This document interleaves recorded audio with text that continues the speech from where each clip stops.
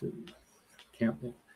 Right, here you go, folks. Thursday is another time slot, but today it's Wednesday morning. It's Tuesday night in the States, and it's because of this Tuesday night in the States that we now have Elise, and it's a good morning to Elise and a good evening to you in America.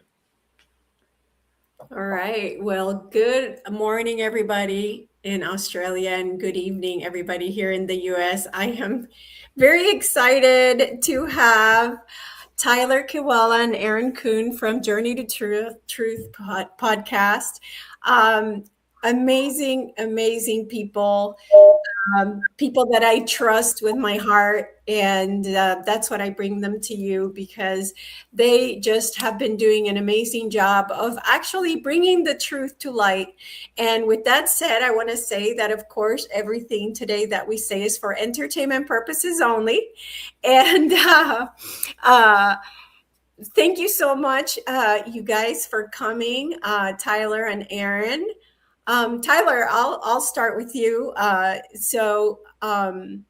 Just I wanted to start real quick. How did you guys start this podcast? We started it, by chance. I don't know. We met, I think, nothing's by chance, right? Everything's not divine. Everything's divine. Yeah, divine orchestration. We met in 2018 at a disclosure conference in Loveland, Colorado, here in the States. And we were both there just like pursuing the truth on the awakening journey. And it was shortly after that Aaron actually came into St. Louis, where I was living at the time, where he's originally from. And, we were just chatting. We knew he wanted to do something. He said, "You want to start a podcast?" Sure, why not? No expectations at all whatsoever. There's St. Louis right there in the Midwest. We've hosted a few conferences there, and we've both moved away from the area now. But we started it in 2019. It was just basically a place, an avenue for us to have conversations with like-minded people.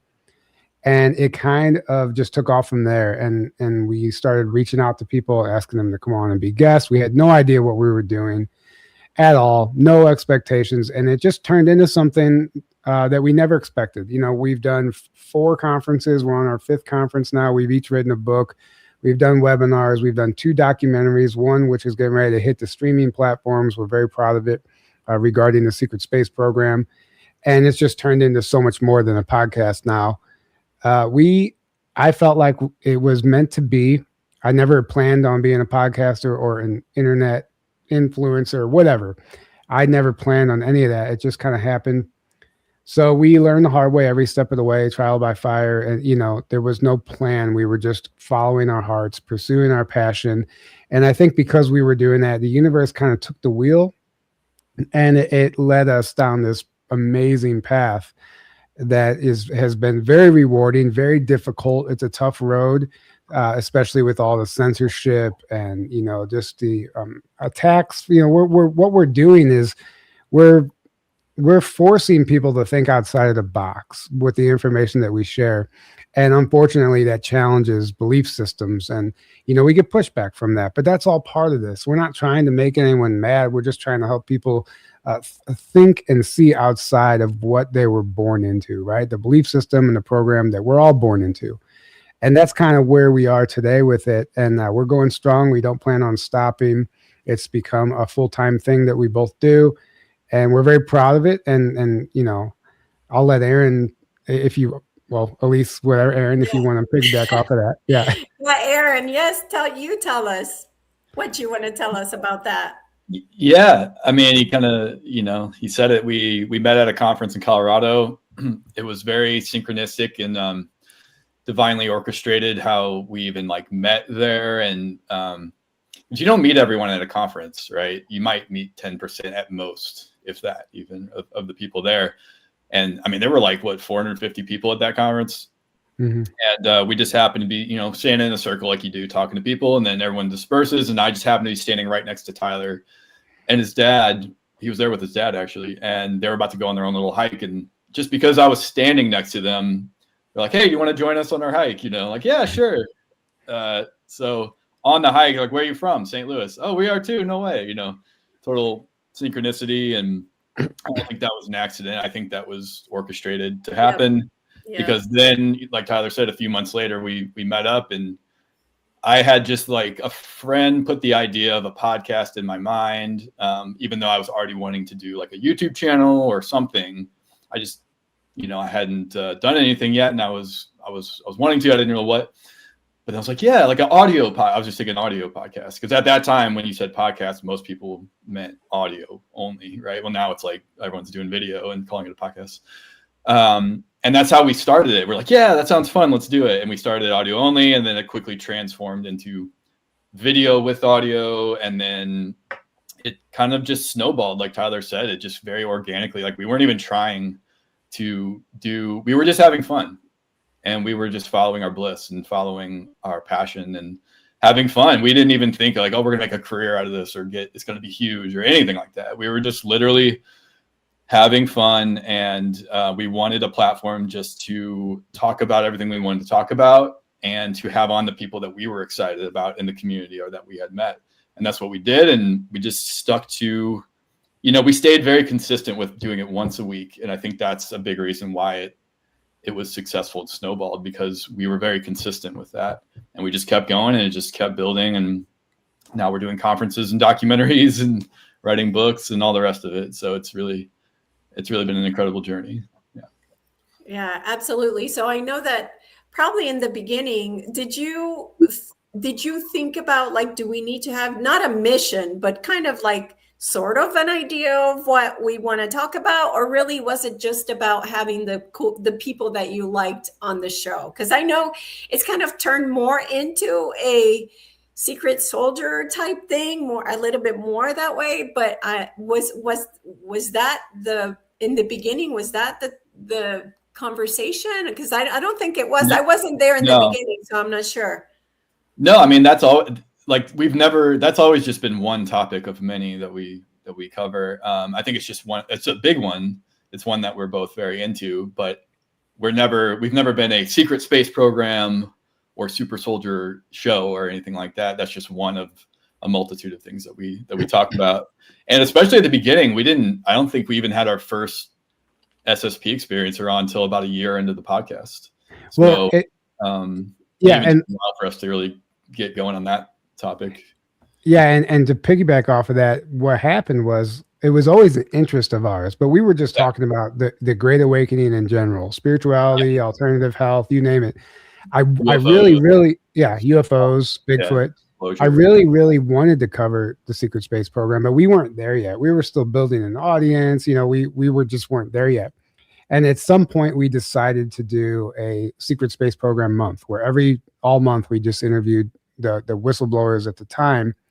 And I feel like that kind of put us on the map. And that's why a lot of people like correlate us with that. And then our first conference was a secret space conference. It was all the whistleblowers combined in one room. And it kind of set us on this trajectory where, it just became something. I started having my own experiences, and we just really started reading these books and going down these rabbit holes, interviewing these people, and understood that this story wasn't being told properly. So that's why there's a heavy emphasis on that. And that's why we even decided to do the film that we did, because no one's out there covering it properly. There's a lot of people covering it. We think it gets misunderstood and made fun of a lot, but we decided to do this project as a voice of reason, a level-headed approach to this information without scaring people off and not jumping off the deep end right away, because a lot of it's hard to believe, especially if you don't have any foundation or background in understanding it. Yeah, absolutely. Absolutely. Wow. And Aaron, do you have anything else to say about that? Yeah. And that subject, to me is just like the deeper level of the UFO, of ufology, at least on like the more earth-based, I guess you could say, UFO subjects.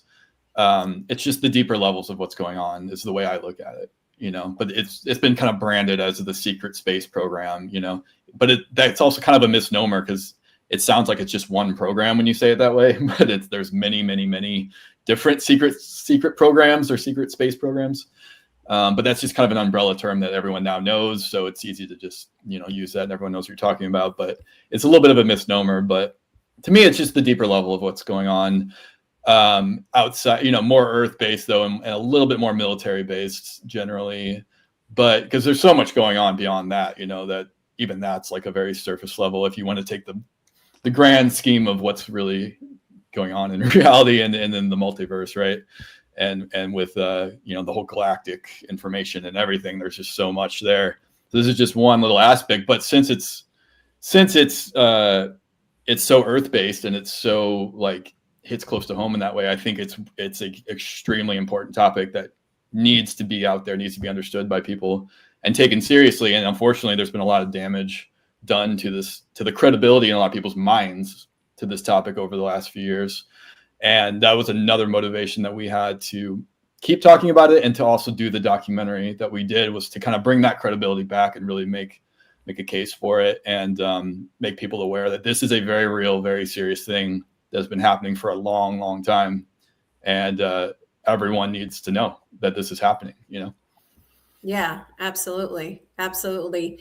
And before we go on to the rest of this, I just want to real quick, because this is called Dreaming the New Dream, right? So it's about how normal people become these spiritual gurus and these spiritual way showers. So I think it's important for people to know, like, what did you guys do before you went into your passion, which then created another revenue in your life that you were able to leave the matrix. So if you guys can really quickly tell me, for our audience, what did you do before you were able to leave your job to do your passion? So what were you guys doing? I'll just keep this because these are both very long stories, right? If we tell the whole thing, but just in a nutshell, 2 minutes. 2 minutes. All right.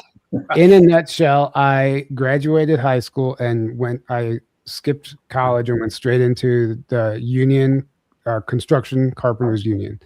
And I became a carpenter, and I stayed a carpenter for 15 years. The last 5 years or so of carpentry, I started going through my awakening.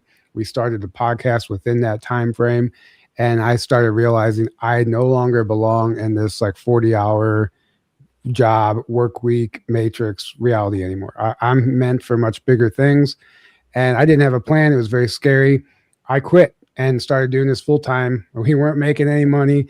It was just a pure leap of faith, knowing that I was following my heart.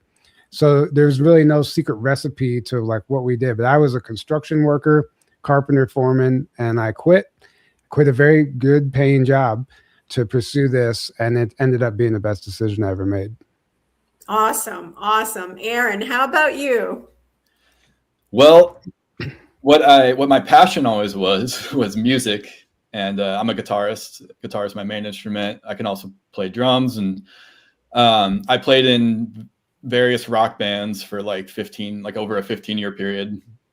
And I always did that while I worked my day job or my shop to pay the bills, and it was just a whole bunch of different retail jobs. I did data entry at one place for a little over a year. But every other job was like some retail job usually. And then I did my band, and did music. And for a long time, that's what I wanted to make a career out of, playing music, but it's just so hard to do. And if you play in a band like I did, unless you're in like a cover band or something, it's really hard to make money. And even if you do, you got to just tour so much. You're just on the road, way more than I would have been comfortable with. So at some point I kind of realized it's not really a viable option, for a career, for me at least. But then I still was at this point where, now I'm working this job and I'm making an okay money, but it's still not it's just like a retail job, And then I met Tyler really close to that time. And then we started the podcast. And again, though, we weren't even, I still wasn't thinking of this is going to be my new career. This is going to be my job, But it just kept building and building. And now it is. And it turned into that. And I think the universe kind of is just I kept following my inner guidance system, right? And following what the universe is like, here you go. Here's the next step. Okay, here's the next step. Okay, keep going. Keep following your what brings you joy and makes you come alive kind of thing. And now it's turned into that. So that's kind of how that happened. And by the way, Tyler, you quit your job way before I quit my normal Matrix job, and at a time where we weren't making like any money. So it was a way bigger leap of faith. Yeah. Right. Yeah. Yeah. But sometimes you have to be the example, really. And, again, it's about following what you're being told, because sometimes the universe, if you don't follow, it's going to make you follow. And when it makes you follow, it's not fun. I call it the tower moment. And you don't want a tower moment in your life. So it's a good thing that both of you listen to your heart, and and I'm so grateful, because here you are, right? You wouldn't be here in this magical place with, what I love about what you guys do is you get to meet so many people. And I think that's just so amazing. And, and you're also activating people as well. You are activating so many people. And so, through this huge thing you guys did, I know at least Tyler in his life got activated to remember some things that started to come in, as the universe puts little crumbles in the way. And so Tyler, tell everybody what started happening with you in your life as these guests were coming in, and all of a sudden these things started happening for you. How did it all unravel to get to a point where you now ended up writing a book? Well, it's a crazy story. I'm going to warn your listeners. It's hard to believe, but before I ever even got into this podcast, before I met Aaron, before I had my actual official awakening, things had been happening for years, but I hadn't snapped out of it yet. At some point we all hit that point in our life where it's like, oh, like this isn't the world I thought it was, right? I hadn't had that moment yet. I was still like 1 foot in. And this guy that I worked with in construction, this is a long story short, but I'll start with it just because this is how it got me into this. He was escorted off the job one day by these black government vehicles, and he went missing for like a month. I randomly run into him in this place, in this park near my house, an old military base. And in a nutshell, he tells me that he has been recruited to join this secret Mars program, like a secret space program. But it wasn't just like fluff. He had an incredible amount of information and knowledge about everything that was going on in the world, stuff I wouldn't learn about officially until years later. He was just bombarding me with all this information, like information overload about, weather, warfare, multiple timelines, human cloning, underground bases, frequency weapons, the UFOs, the secret Mars program, the time travel programs, all of this stuff.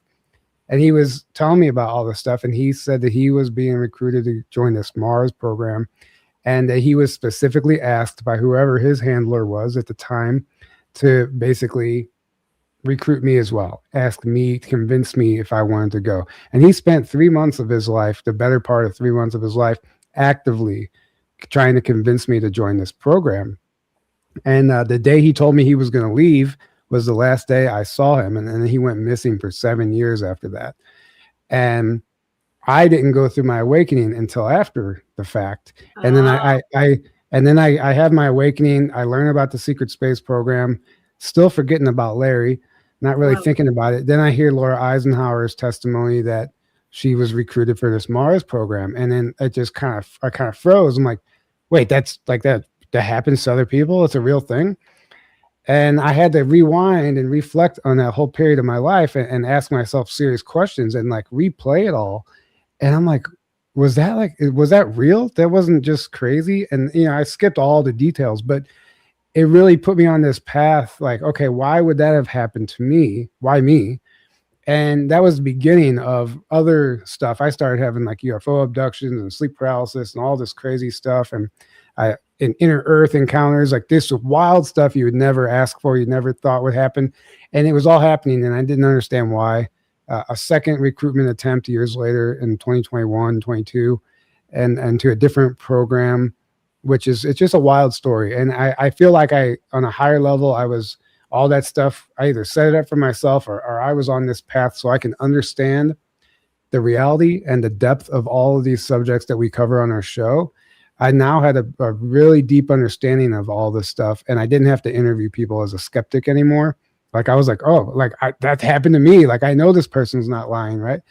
I wasn't super vocal about all of my stuff until years later, but I mean, it's a long story, and we'll be here all for days. It's funny because I thought that the people coming to the podcast were how you opened you started remembering things, but it sounds like the opposite. It sounds like what had happened in your life was really what brought the interest into, start the podcast. When Aaron says, let's do a podcast, and you're like, hell yeah, like I have so much, I know all this stuff. So that's interesting. Yeah, opposite.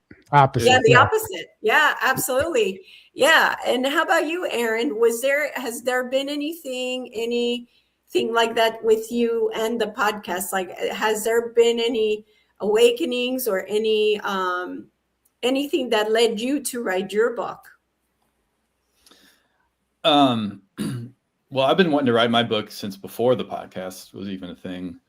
But I would definitely say, I've learned a lot and grown from doing the podcast quite a bit, but I had my awakening way back in 2012. And I had spent 5 years from then till 2017 not having anyone to talk to about this stuff at all. I grew up very Christian, and I kind of broke out of that box that year.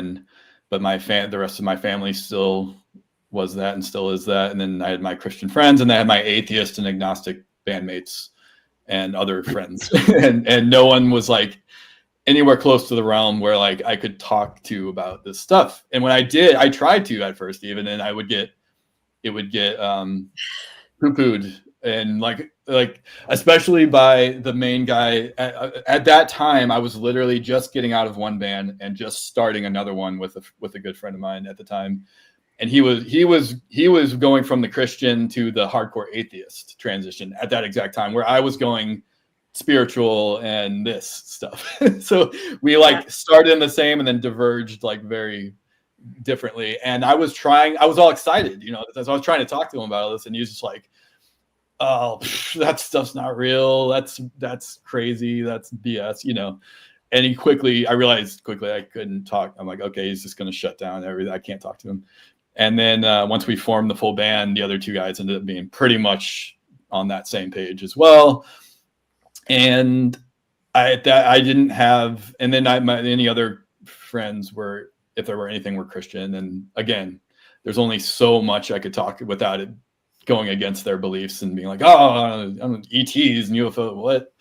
Oh, New Age stuff, blah, blah, blah. It's like I'm like, okay. So I quickly realized like, okay, I can't really talk to anybody about this stuff.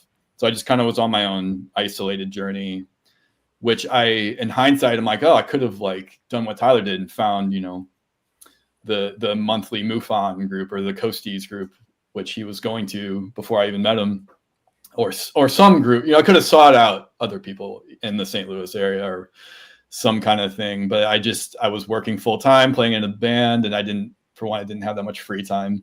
And it just never occurred to me for whatever reason to do that during that period until 2017, when I hit a point where I'm like, I have to meet other people. I have to connect with other people.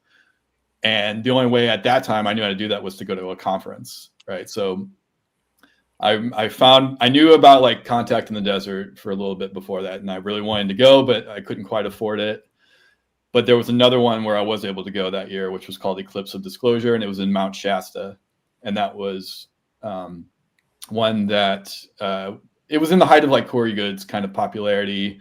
And it was kind of some of the team he was working with at the time that put that on. Yeah. And Mount Shasta is a magical place in general. If anyone knows anything, I know Elisa, you've been there. Yeah. So that conference, being at that location and being that conference, it just changed my life completely. It was such an activating moment in my life, and all I wanted to do from that point on was to keep going to conferences or keep connecting with other people, and that's why I ended up meeting Tyler eventually, because I ended up I'm like, all right, what's the next conference? And then I went to Contact in the Desert 2018. And I'm like, all right, what's the next one? And the next one was literally like the sequel to that conference, which they moved it to Loveland, Colorado the next year. And they changed it from Eclipse of Disclosure to Dimensions of Disclosure. And that was Tyler's first conference. And that's how I ended up meeting Tyler.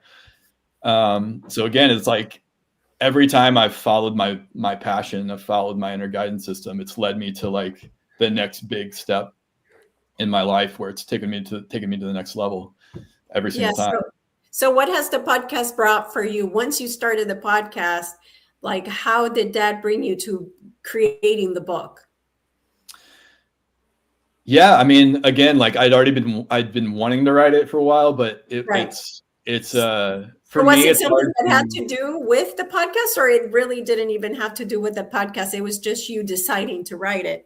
It was just me deciding to write it. Okay. I mean, it has to do with like everything that we cover on the show, if you want to say it that way. And I talk about the first 3 chapters are kind of its own thing. It's kind of like philosophical. And then it gets into my story of awakening and then meeting Tyler and starting the podcast. And then I go from there into meeting my now wife, Amanda. And then she writes kind of her own guest chapter from her perspective of when we met, because it was so, again, divinely orchestrated and magical and crazy. So I do go into all that. So I definitely wanted to include that in my first book. And then outside of that, though, it's just kind of like it goes into so many different topics, but they all connect. And I really wanted to make a point to show how, like, look, all this stuff connects, and it really gives you an idea of the bigger picture of what's going on, where I'm talking about ETs and UFOs. I'm talking about spiritual concepts and metaphysical concepts. I'm talking about the so-called conspiracy, information, the ancient civilizations, what's the nature of reality at the deepest level, and it shows kind of how it all connects together. It's kind of all over the place, but I think I did as good a job as I could with that. But yeah, it's just kind of like, it's all stuff we cover on the show. And I think doing the show for, I don't know how many years at that point, definitely helped me in writing it. It's way better than it would have been, I think, if I would have done it years before that, especially before the podcast. So it immensely helped with it. Yeah. Awesome.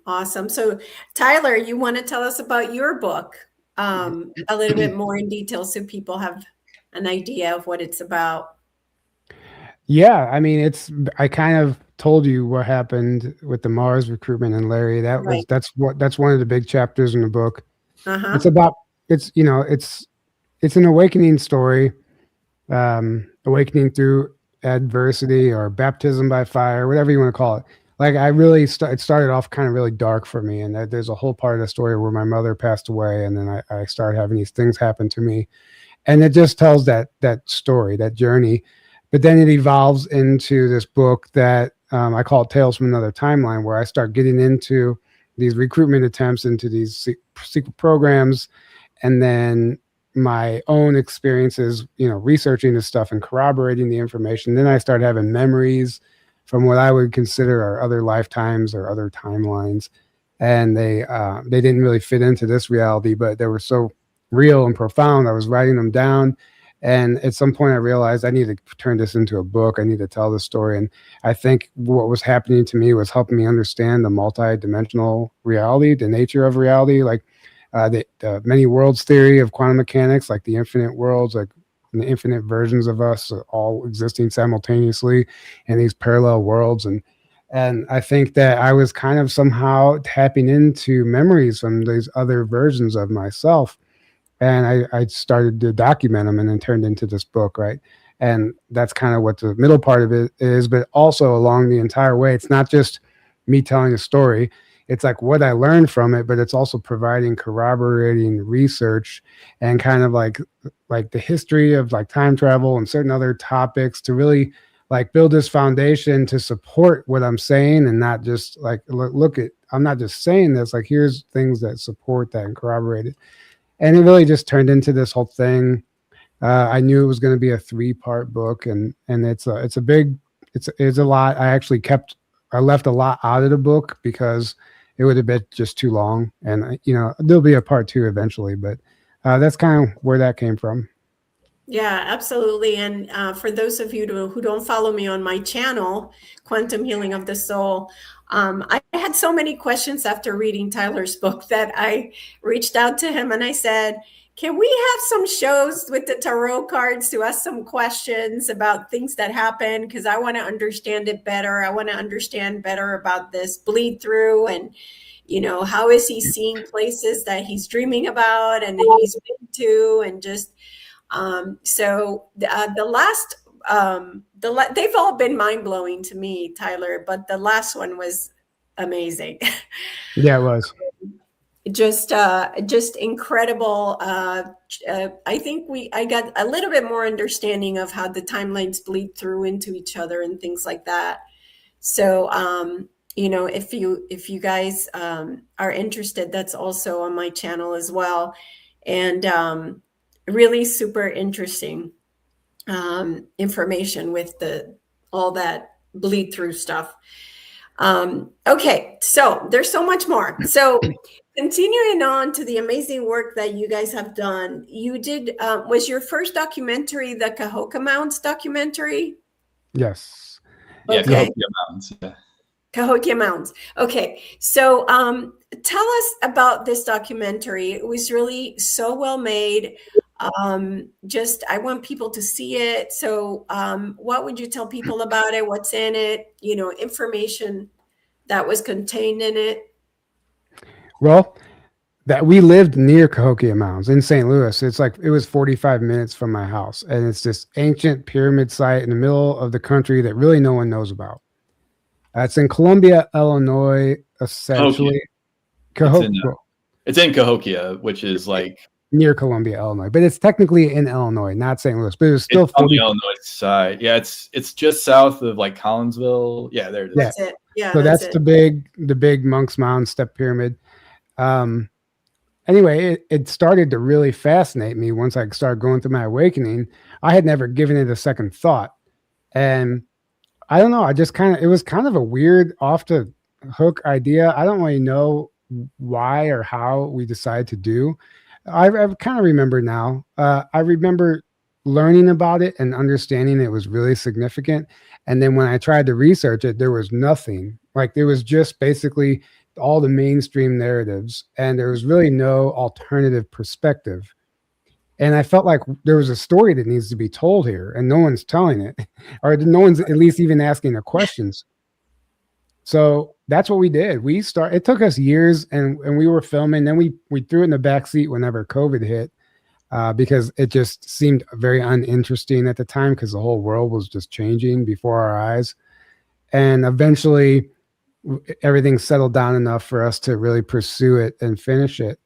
And, in fact, Aaron brought a camera. We would go to this site after our conferences, and I think it was the 2023 conference. Aaron, we started in 2020, right? But the one where you interviewed Brad, that was 2023. Yeah. So it was that conference. Aaron brought his camera. I kind of hadn't even I kind of was like, are we going to finish this or not? And then I thought, well, maybe we'll just turn it into like a quick 30-minute video or something. And Aaron decided to start just filming people after that conference. And the next thing you know, we had this amazing footage, and I started putting it together. And thanks to Aaron even doing that. And I was like, oh, this is a whole thing. Yeah, this needs to be a full movie. Yeah. And it just turned into this amazing thing where I really felt like I was guided by, for sure, by spirit. Sure. And in particular, there's the beginning of the film. And Jace got amazing drone footage. Yeah, we actually have, in my opinion, some of the best drone footage to date of the site. It cost so much at the time to buy drone footage of that site that it was way cheaper for us to literally fly our friend out and pay him to do it was cheaper for us to fly Jace out from Arizona and back than it was for us to buy one really short clip of right of Monk's Mound. Right. And And it was we're very proud of this. I mean, it was amazing. I think it really still is a great film, especially a first time thing. It just came together. Clifford Mahudi, who's a Zuni elder, one of the Native American elders in the film, he transitioned before this film was, before we made this film. And it hit me in the middle of the night one night. Like, I swear he came to me and I'm like, I had this film, we were putting it together. I'm like, it's missing something. And I had been getting all these synchronicities, these hawks and all this stuff. And then all of a sudden, I'm like, oh my gosh. I like literally heard in my head, like, add Clifford, include Clifford. And we had a podcast with him. And as soon as I did that, like, it started shaping up. And I felt like he was like this guiding hand throughout the whole time. And the whole film's dedicated to him. And it ends with this big, long monologue of him just kind of sharing some ancient wisdom, Native American star knowledge. And yeah, so that's that film. And Aaron and I traveled to a couple places. Harry Hubbard, a guy who had some artifacts. It was a whole thing. And it was just kind of amazing that it even came together, but it did. Yeah, no, it was amazing. I definitely think you have a connection, obviously. What do you want to tell people so they have an idea of what your conclusion was on these mounds? What do you think they were? Well, Aaron, you can take this if you want. I mean, I know what I think. Okay. Yeah. I think they're a type of pyramid, so to speak. And they do seem to be actually. So, how like pyramids around the planet are in like Orion's belt formation or different constellations or star formations. Yeah. Well, the mounds here and many other mounds are the same exact thing. In fact, if you look from above, it matches Orion, the constellation, the entire constellation of Orion perfectly. All the mounds in Cahokia, it matches identically to Orion. So clearly I think they're way older than the mainstream tells you. I think they were built differently than the mainstream tells you. They clearly had very advanced knowledge and there were giants involved. Absolutely. There were probably giants involved and some advanced technology involved. I think they're basically a type of pyramid and they're on ley lines. And whether, I've seen different, I've heard people's different theories about what the mounds were, whether like, oh, that was just the base. And then there was like a further up pyramid in the past that, made an actual pyramid fully, or something else was just built on top of it. But it's still kind of functioning as a pyramid. I'm not sure, but it's something along those lines. And, there was a Birdman tablet found there a long time ago, which they have on display there at the site, and it's a bird being. And that the mainstream narrative, they tell you, oh, they dressed up as these bird beings, and it's like mythology, and they it's there to honor the gods. And it's like, well, yeah, because there probably were actual bird-like ETs, bird beings that were either there or that were involved, that were connected to at least that civilization going back many thousands of years, right? Yeah. So, and there's a lot of other evidence that there's been some anomalous things found there, and just how it was built. Like Monk's Mound is the big one that you just showed on the screen earlier, but there's many, many, many other smaller ones, but that's the big one. That's the impressive one, which the base of Monk's Mound is bigger than the base of the Great Pyramid. So that gives you an idea of how big Monk's Mound is. And the base of Monk's Mound is 3 feet thick of compacted granite, which the nearest of that is like 500 miles, 75 to 100 miles away or something like that. I thought it was like 500 miles away, but not that far, but it's far. It's far enough that it's like, okay, and that's a lot of granite. It's all compacted, so super thick. And as John Ford, who you just showed on the screen there, pointed out, that much granite weighs just about as much, if not more, than the dirt on top of it. And there's a lot of dirt. And they want to tell you that, like, oh, they just, millions and millions of buckets of dirt. And, it's like, the mainstream narrative basically doesn't even add up with how that was created, in my opinion. And, or why it was created, why they would put so much effort and work into just creating a mound that big, so basically, the point of the documentary is to cover the deeper aspect of what's going on with these mounds really, and who who was this civilization, and were they actually very advanced, and were there ETs involved and things like that. And I just want to add this because I think it's important. Once we put the film out, before our YouTube channel got taken down, it was really gaining some traction because it was just in the algorithm of Cahokia Mound outside of our channel. And we were getting a lot of like mainstream normie people watching it. And the comments I wasn't expecting was that we were disrespecting the Native American culture by saying it was built by somebody else, like an older civilization. And a lot of people were really offended that we were taking that credit away from the Native Americans. But if you look at the evidence, the Native Americans, they moved in. Like these were built much they're much older, far longer ago. And so that was interesting to me. And so you don't even realize the type of pushback you're going to get from doing a project like that. So that, like, you think like we're doing like the world a favor, right? Doing this documentary. Right. And then instead you get this pushback from people that say we're undermining their culture by saying they didn't build it, when in fact they couldn't have built it if you really want to do some real research, you know. But anyway, it's out there. If anyone's interested to watch it, you can go to our website, journeytotruth.online, and click the link, or you can just go to our YouTube channel, Journey to Truth Podcast, or Rumble, and scroll through our library and find it there. There's no charge for it. It's just a free documentary on those platforms. So, or our Patreon, if you want to watch it on our Patreon. And there have been other people. I know Graham Hancock's been there and talked about it a little bit. I know David Icke Childress has been there and talked about it. I think William Henry. There's a lot of other names, like big name people that have been there or at least talked about it and covered it. It's been on Ancient Aliens, a really short, amount. It's been on Ancient Aliens, but still, it's not out there enough. It's not like on the level of like Machu Picchu or the Great Pyramid, the pyramids, or all these other things that get way more attention. And a lot of people have never even heard of it.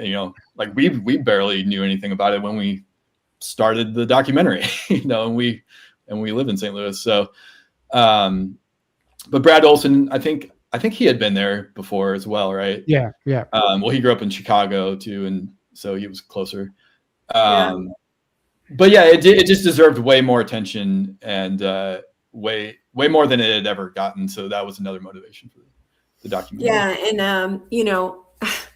I don't know if you guys realize this, but you guys are putting this out there with the effort that it took to create this for free. You guys are putting this out there for free. Like, this is a type of people that you are. Like, it speaks volumes to what you do and how amazing you are. I mean, that, Tyler, you and your dad went and cleaned the park that was out there for the people that were in, part of this, the Cahokia Mounds or whatever. And the park was completely abandoned. You and your dad went and cleaned it up. I mean, just, you guys are real heroes in my mind, because your true heart is in getting the truth out there, and so thank you so much for that work, and just, wow, it's just amazing. So thank you so much. It's so appreciated.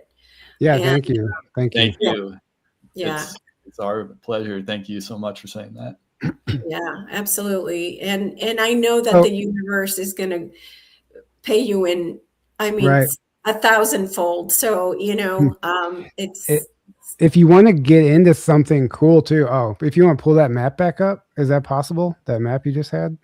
Which one? The map. The one you just had, that one. Then zoom out slightly. Zoom out a little bit, a little more.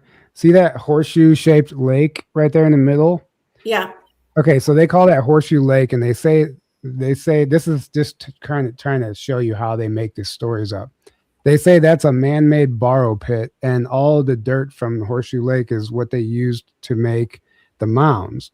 But that's a bullshit story. Literally, what happened was, it doesn't take much research at all. Horseshoe Lake was once part of the Mississippi River, the main river that you see there. And after a big earthquake in the 1800s, or whenever that big earthquake was, the river started running backwards, and it just kind of reshaped the landscape. That part of the Mississippi River was cut off from the rest of it. So if you zoom back in on that horseshoe, that was actually part of the Mississippi River at one point. And it's a natural part of the natural riverbed, and the Cahokia Mound site is right on the side of that. So it makes sense that they would settle there. Yeah. And not, but what they try to tell you in the museum is that that's a man-made lake, and that's what they call a borrow pit, where they got all the dirt to build these mounds, and it's literally a bullshit story. It's not.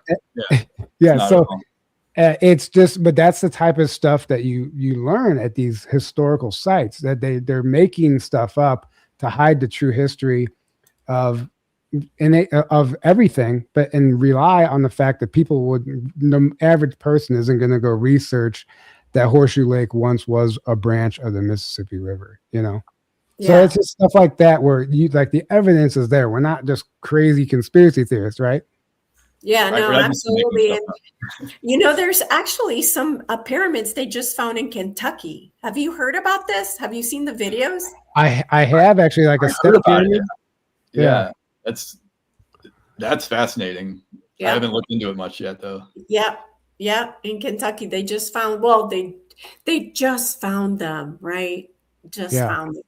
But I think they look like the ones in Guatemala, in Tikal. Ooh. I've been there. So they look kind of like those. So those are the Mayas. So it's possible that the Mayas were all the way up here. So something that's definitely something to watch out for. And something else that I would love for you guys to also check out if you ever do. I've been to the mountains in Bosnia, the Bosnian pyramids. Nice. And those pyramids connect straight to the Pleiades. There's 7 pyramids.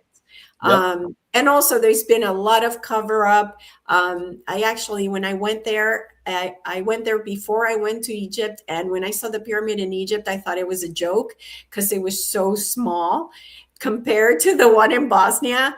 And it is just mind blowing because they have tunnels in the Bosnia one. And if you go into the tunnels, people are getting healed just from sitting in that energy. So it's just mind blowing. The Bosnian pyramids are mind blowing. Also, right? Yeah, we both really want to go to the Bosnian. We haven't been yet, but we have a bunch of friends that have been there, and those are incredible. And it's funny because they're not officially recognized as pyramids, but when you study them or go there, it's obvious, right? It's obvious, and they're huge, massive, bigger than the Great Pyramid. I believe, right? It's like 10 times as big, bigger. Way bigger. It's a whole city. Like if you go to the Giza pyramid, it's a tiny little, building size pyramid. Like you go over there, it's a whole town underneath the pyramid. It's you can't even compare it. It's crazy. Okay, so I digress. So because we have more to cover. So there is a second documentary that you guys have put out. I have not had time to watch it, even though I'm part of your page you're on. So tell us about your second documentary, what's in it, and of course, how people can get there and all that good stuff. So the second one is a very ambitious project to cover the secret space program in a way it's never been covered. It took us 3 years of filming, traveling, going to some military sites, boots on the ground investigations, and really building a case for the secret space program. And it's what we're realizing with mainstream ufology is that they're really trying to erase the history of ufology with these new documentaries and this just drip disclosure. They're literally ignoring and acting like all of these decades of history never happened. These UFO crash retrievals. I mean, there's just so many things, including developing out a parallel space program. Parallel to NASA. So behind the scenes, this secret space program was being developed out while the whole world was left thinking that rockets were the only way to get to space, right? And there's a whole story to be told there. So, there's been guys all the way back from the 60s, 50s and 60s, and we put this evidence in the documentary about them. Absolutely, our military are the deepest levels of our military and government knowing about the bases on the moon, and in fact going there. And there's a whole history going back to the early 1940s, late 30s in Germany, where they started developing out the secret space program, and they were on the moon before us. And it sounds crazy, but it's really not once you get into the information. And what the more you start looking into it, there's all these old timers talking about these bases on the moon, and then you have people talking about us developing the U.S. Navy, developing bases up there. So there's really something happening with that already. And then you have this whole these new whistleblowers coming out claiming that they've been brought into these programs and stuff. So it's really trying to rebuild the history of ufology in this secret space program and let people know, like, this isn't something new that people just started talking about in the 2000s. Like, this is old stuff that you don't see these interviews anymore because they don't want you to see them. So it's a compilation. What, Aaron? I mean, cut you off. It's especially not only coming from one individual, which there's this narrative or this mindset out there that, and understandably, because this individual kind of popularized the subject in a large way and was many people's introduction to it. It was my introduction to the topic. But then I did more research from that point and realized, there were SSP experiencers blowing the whistle on this years before this guy, and other insiders that have blown the whistle on aspects of this decades before, and other information that points to it. So I quickly realized, like, oh, this is way more than this one individual. But many people thought it all came from this one guy, and then because of his behavior and certain things about him, they thought that discredited the whole topic because they thought it all came from this guy. And, oh, everyone else who's talking about this must have just got it from this guy, or they're just stealing that information and repeating it. And it didn't help that individual claimed that very often. But it's a real shame because it's you don't even have to talk about that guy at all, and there's mountains and mountains and mountains of information and all of it there, and that's what we cover in the documentary. Okay. And we primarily focused on. So it's a hard story to believe. So we kind of build this foundation of these people have been talking about these programs for quite some time now, and not just random people, very credible people, right? And then we get into how people are brought into the programs out of the gifted and talented programs, or the TAG programs through elementary school, these special abilities programs. And this is kind of like a recruitment process, and they target children throughout their whole life, and then they're like brought into these programs, and there's a whole mind wipe, part of this, and technologies like time travel and stuff, which there is a real history there for all that stuff, and it's starting to come out. And if you don't believe in time travel, just go on the Epstein files on the Department of Justice website and type in time travel, because they've been discussing it for decades, and developing it for decades. But it really builds a story, and we wanted to focus on the whistleblowers coming out now that are have military credentials, that have been in the military. So the film focuses on all these people that were in the Air Force, the Navy, the Army, and they all have experiences directly being recruited or volunteering for these programs out of the military. So these aren't we're not interviewing like random people with random memories like myself. I don't have military background or anything. There's nothing wrong with that. And that's, no, there's any of those people are very legit as well. Nothing wrong with that, but we're trying to reach the skeptics here. And unfortunately, as much as possible. Ground it as much as possible. So unfortunately, people still out there, they'll listen to the guy in the white lab coat or the guy in the military uniform over the average Joe, So that was important to me to put the military behind this. The only person in the film that doesn't have a military background is Tony Rodriguez, but in his case, he has some of the most, I would say, smoking gun evidence, compelling evidence of what we're actually talking about here. So it's this ambitious project that really dovetails everything together in 2 hours, and that doesn't even do the subject justice. Honestly, it could have been 8 hours. And this one's not going to be free. This one took a lot more money, a lot more time, a lot more effort, and a lot more research. And it just took everything we had. And in fact, making this documentary was really, there was a lot of pushback for this one. The Cahokia Mountains one, we just did it. This one really came with some pushback and just some wild shit. Like, people didn't want this information out there. And it's available now on our Patreon for purchase until it hits the streaming platforms.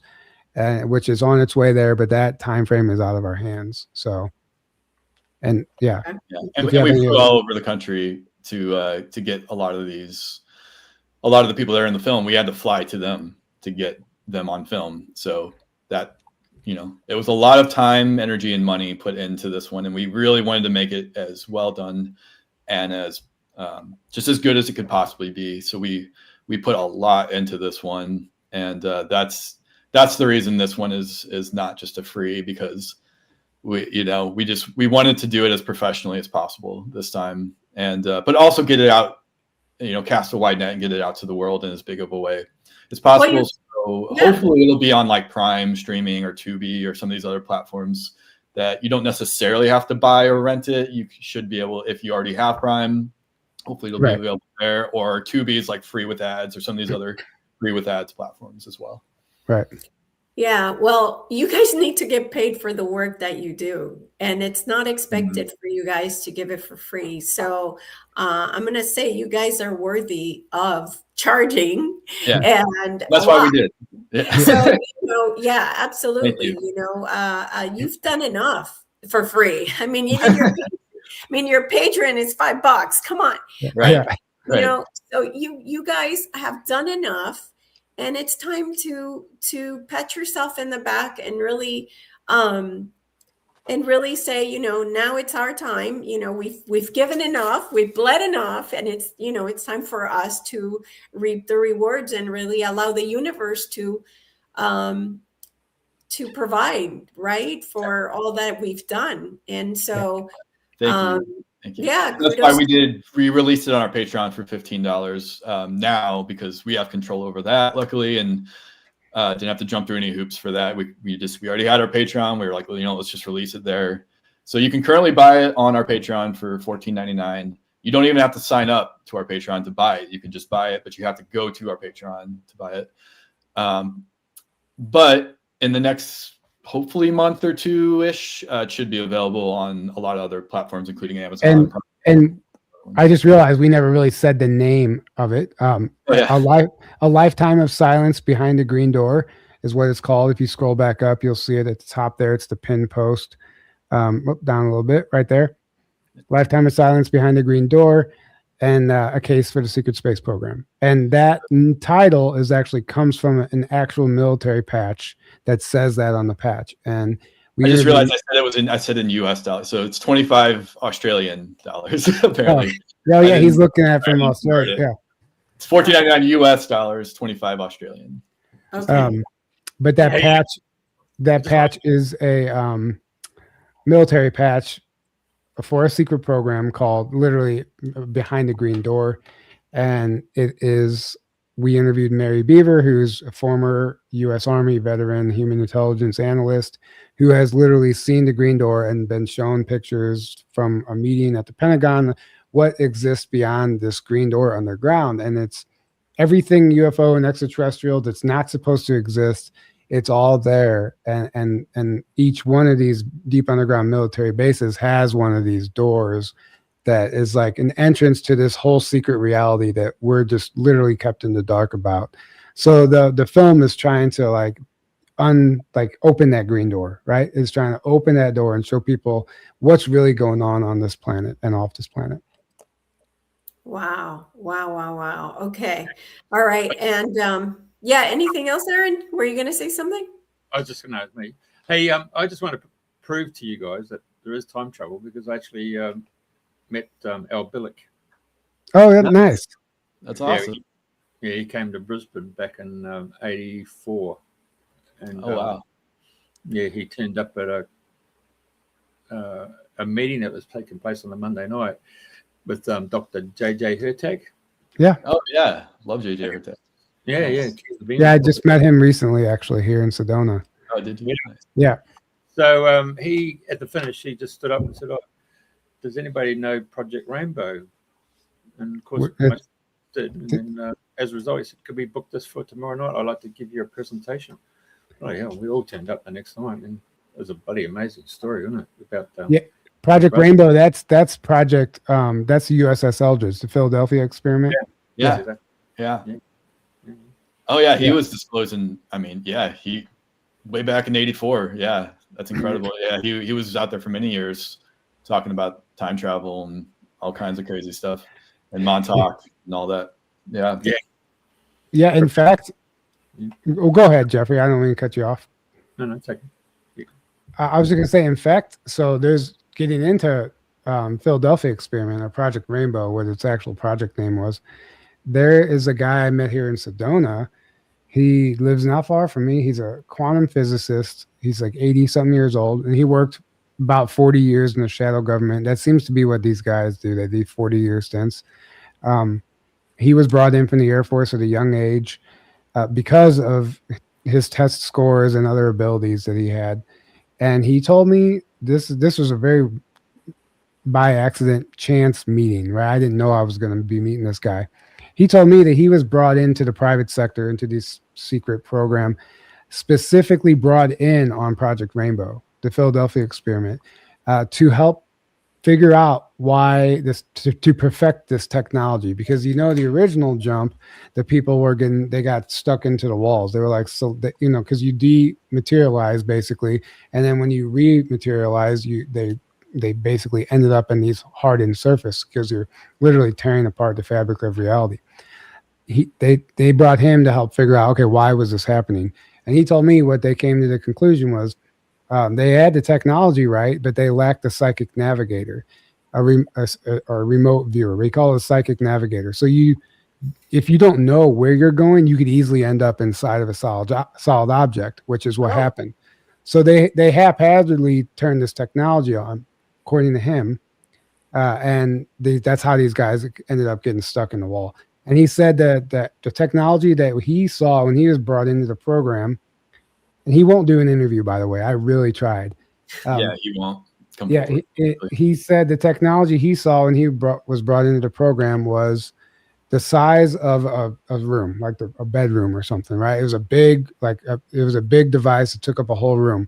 He said by the time he left the program, it was the size of a credit card or a cell phone. And he said what he called it was a dimensional shift technology. So it allows anybody that has the device now, he said an individual can use it. A person can use it, a craft can use it, a building can use it. And he said you can dimensionally shift anything. So what it does is it puts it out of phase. So it's still there, but it's existing now in another frequency, and you can no longer see it. And in fact, like this is how he said that a lot of our spacecraft travel. Basically, it's like a flip of a switch now, the technology by the time he left. They're not actually cloaking themselves. They're actually traveling out of phase. So they're traveling in another dimension whenever they take off, is what he explained to me. And there's a whole bunch of stuff he shared with me. It was absolutely fascinating. But he was the only guy I've ever talked to that personally, I mean, I know there's other people that have been involved, but he's the only one I've ever talked to that personally worked on the technology for the Philadelphia experiment or Project Rainbow. Wow, that's mind-blowing. That is such, you couldn't bring him into your show. Wow. We wanted so bad to bring him on the show. Well, he told me that he was told that if he ever did an interview, that the person with the footage wouldn't make it across the street alive if they did. And I think they're just scaring him into not talking, but he doesn't want to put anyone at risk. So that's why that was his reason why he didn't want me to film it. But he would tell me things, but I just had to remember it. Right. Exactly. And you can't reveal his name either publicly, right? I could, but I'm not going to, because his name is publicly known, but not under the guise of this whistleblower. He has a business. He has a business, and I don't want to jeopardize. He probably doesn't want you to either, I'm assuming. But I will say this: he makes water filters, and I should just say his name, but we already decided not to. He makes these water filters that he claims is like a technology that was reverse engineered from extraterrestrials, and it's basically, it's not necessarily a filter. He calls it as like quantum technology or something. It's basically all sacred geometry and acoustics, and when the water passes through this, it's like perfectly harmonized on the other side, and it's like the best possible water you can possibly get. He said this is what they use like in the underground bases and stuff. So they have the cleanest water. We on the surface are drinking this polluted tap water, but this is the device that the military uses on their bases and stuff. He sells it on a website, and it's not cheap. You can get a whole home device or individual ones for your shower. And but it's so this is a public thing. Like I could buy this. Yeah, you could buy it. Yeah, it's yeah, I can send it to you. Exactly. You're gonna have to let me know. The first time hearing about this. Yeah. Yeah. So he claims it's absolutely his whole house is wild. He's a quantum physicist. Like his house is like a lab, right? And he claims that it's reverse engineered technologies. It's not just your standard water filter. He even had screens on his house. He was trying to tell me about the dimensional aspect and like astral entities and all this stuff.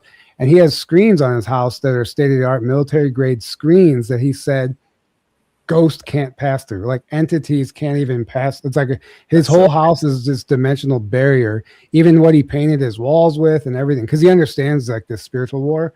And so he has his whole house fortified so nothing can get in. And he claimed to me that he has a UFO somewhere on like not UFO, a flying saucer that was gifted to him from one of the ET groups that we work with, the military works with. It was gifted to him, and it's somewhere on his property here, not far. In the event that he would ever need it, there's allegedly a craft here parked somewhere nearby. So somewhere just outside of Sedona. Yeah. So and just wild stuff, and I could go on and on about this guy, what he shared with me, but Wow. Well, since I have you guys here, I wanted to ask you real quick because you know the whole story with Corey Good. You know that he had come out and said, I made everything up. It's all a lie because he was in Gaia. Yeah. So he had a lot of information, and I think it was called Cosmic Disclosure. Was it? Yeah. Cosmic Disclosure. Still a show. Emery Smith now hosts it on Gaia. Okay. So after, I don't know who I was talking to, and they said, he said that because his family was threatened. And I heard that as well. Yeah. It's very likely. So what do you guys think about that? Because that is a possibility. Oh yeah. Yeah. So what actually happened is his deposition got leaked. And one of his many lawsuits that mostly were started by him, I believe. But that's the thing, were they? Because that's the thing. When you're getting framed, it's going to look like it's all your fault. But at the end of the day, it's all being according to him, they were. Yeah, according to him, he started them. I'm suing this. Yeah, he was very proud of telling people. He was sue happy, and that's from his own mouth. So. But I'm not sure. Was this the Gaia? I think it was the Gaia lawsuit. I'm not sure on that though. But the deposition got leaked by some other people that used to work closely with him, and so against his will. And in the deposition, I do think at least he was saying that just to win the lawsuit, because he realized, well, I can't say, if I don't say I made it up, they're just going to throw this out, because you can't own information that's publicly just an experience that anyone can have, right? So he kind of realized, okay, I have to say I didn't really go to space. I made it up, and it's my IP, and therefore, hopefully, I have a chance of winning this. But it's also very possible, like you said, and I've heard other people say that as at least a theory, that they're like, oh, I think he was threatened. I'm like, yeah, that's highly possible as well. Or it's possible that in the programs that he was in, I do think he was in the programs, by the way. Yeah, absolutely. For sure. Me absolutely. Too. Well, 100%. I will. His behavior going down after he got popular started becoming not great, in my opinion. Right. But I do think he was a legit experiencer, 100%. I think it's possible in the programs that whatever they did to him, they could have programmed him or messed with him or threatened him there, or who knows what could have happened, right? To where it led him to, it's kind of like the perfect setup, right? You get this guy out there, becomes the big guy, almost everyone's introduction to the topic, and then you tear him down, and then you discredit the whole topic with him, like throw the baby out the bathwater. And that's exactly what happened, unfortunately. And that's what we're trying to kind of undo, that damage, to be like, guys, look, this is real. This is a very real thing, very real stuff going on here. It's not all coming from this one guy, whether you like him or not, whatever you want to think about him. it's still important to realize it's not all coming from this guy, right? He was just one experience. Well, I was wondering if it could be true that he did get framed. So, Tyler, what did you think? I don't think he got framed. I think he was used. I think so. There's no reason to kill a whistleblower anymore. You just basically if you're in the programs, they still got you, especially if you haven't done the healing work to break out of it. It backfires to kill him. Mind control is the name of the game. So, in my opinion, he had a handler, which he was openly talking about these people that were giving him information and these briefings and updates. And then at one point, he kind of stopped getting updates, and he even was vocal about it publicly. He kind of had like withdrawals from it. He was really like feeling like he was left out, and he was like really wanted in on these briefings. And that's when they get him. So then they just, okay, well, this guy is desperate. He just wants to be in the spotlight. We're going to just tell him whatever the hell we want. And then they start feeding him all this shit. And then listen, you're the only one. No, everyone else is fake. Mm-hmm. Trust us. Everyone else is fake. You're the only one, Corey. And sue those people. Yeah. So what they're all stealing your information. They're stealing your So what happens is they literally manipulate an individual to self-sabotage their own testimony, and they're giving him bad advice on purpose. And I think it was systematic. There's no reason to kill a whistleblower. You just mind control them to self-sabotage. And we see that over and over again with a lot of these people. And then now they're doing all of this horrible stuff that they think is a good idea for some reason, and it just makes the whole subject look terrible. Going to the court case, I talked to a lawyer at the time who reached out to us when the whole deposition got leaked, and she goes, I just want you to understand, if you're claiming something as your intellectual property, if you have to, it can only be your intellectual property if you made it up. She said the only way he wins the lawsuit for it to be intellectual property is to say under oath that he made it all up. And so he knew that. And he knew that. So he was lying under oath, saying, I made it all up. I own it because he was money hungry. He thought he could win like millions of dollars from this lawsuit, and it backfired. So, but the only way you can win an IP lawsuit is to say you made it up. So, okay. But then he immediately went on, and this is where he shot himself in the foot.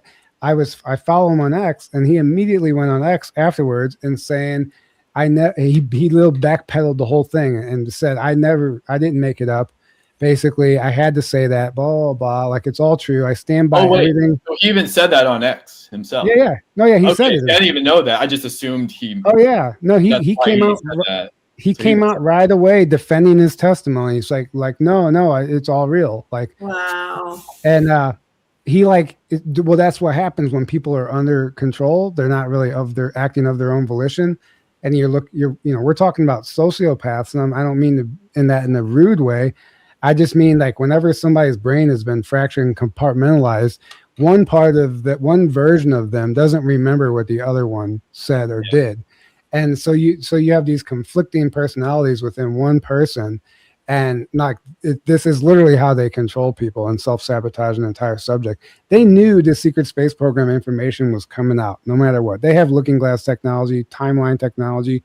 So what they do is get ahead of the game, and they set someone up like Corey to just damage the whole thing and muddy the waters. And then now it's all out there from everyone else. But the biggest guy came out and openly said that he lied and made it all up because he was greedy and hungry for some cash and ego. And that's what we're looking at. And I don't care what people say or if this even gets us, flack. That's in my opinion what happened. Okay. Interesting. Well, I'm glad I asked you. So the last thing I wanted to ask you guys about before we go is your amazing conference that's coming up in April. Tell everybody about what's going on with that and if you have any openings. There it is, right there. Journey to the Big Island. So this is exactly what it looks like. It's a vacation conference. It's not just a vacation. There's going to be amazing speakers. We're going to be doing some activations and some work. But what I wanted to do personally was take a break from all of the darker information and the secret space programs and all that stuff, and really lighten things up. And it is a whole lighthearted approach, boots on the ground, get in the water, swim with some dolphins, go to these ancient sacred sites, volcanoes, beach, sun, Hawaii, all of it. A very activating, lighthearted, amazing conference. And that's what this is. And there's so much to say about it.